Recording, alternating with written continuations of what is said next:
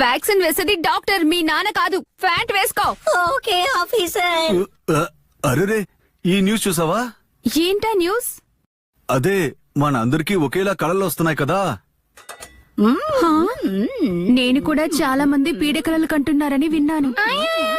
దీని వల్ల కొన్ని చోట్ల పిల్లలకి స్కూల్ కూడా క్యాన్సిల్ చేశారని విన్నాను. ఇది అస్సలు మంచి విషయం కాదు.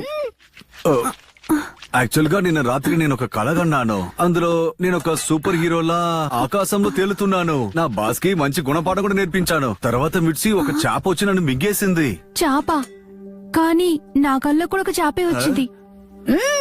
ఆ చేప నేను కూడా చూసానమ్మా.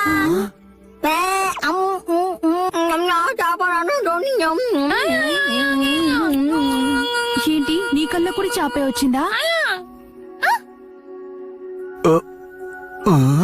అయితే మనందరూ ఒకేలాగానే కళ కన్నామా? లేదు లేదు, అలా జరిగే అవకాశమే లేదు. మిడ్సి, నీ కళలో నిజంగా నువ్వు ఏం చూసా? నేను నా కలలో ఆ టీవీ హోస్ట్ ఆయన్ని చూశాను. ఏంటి, టీవీ హోస్టా? లేదు లేదు, హోస్ట్ అని కాదు, నేను గోస్ట్ అన్నాను. గోస్ట్ అని చూశాను. కానీ నాకు హోస్ట్ అని వినపడింది. ఏం చేస్తున్నావు? నాకు బాల్ ఇవ్వమంటుంటే నీకు కూడా చేప కథ వచ్చిందా? నా కళ్ళ మాత్రమే చేప వచ్చిందని నేను అనుకున్నాను.